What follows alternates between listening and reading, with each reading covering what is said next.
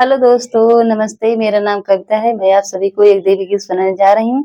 अगर मेरे गीत अच्छी लगे तो वीडियो को लाइक करें और शेयर करें, चैनल को सब्सक्राइब करें। ए जी सूतल मैया के जगाई कैसे, ए जी सूतल मैया के जगाई कैसे, बिना कैले दर्शनवा घर जाई कैसे, बिना कैले दर्शनवा घर जाई कैसे,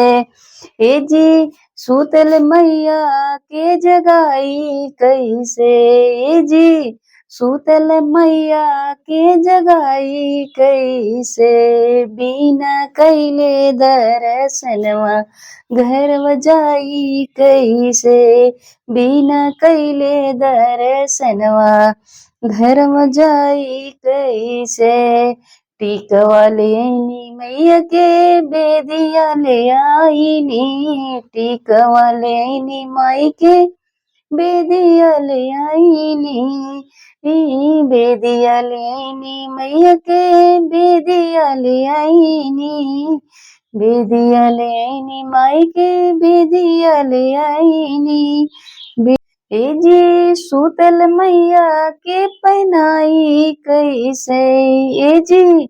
सूतल मैया के पहनाई कैसे, बिना कैले दर्शनवा घर जाई कैसे, बिना कैले दर्शनवा घर जाई कैसे, ए जी सूतल मैया के जगाई कैसे, ए जी सूतल मैया के जगाई कैसे, बिना कैले दर्शनवा घर जाई कैसे, बिना कैले दर्शनवा घर जाई कैसे, झुमका लेनी मैया के,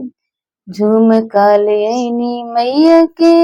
हरवा ले आईनी, झुमका लेनी माई के नथिया ले आईनी, झुमका लेनी माई के नथी, सूतल मैया के पहनाई कैसे,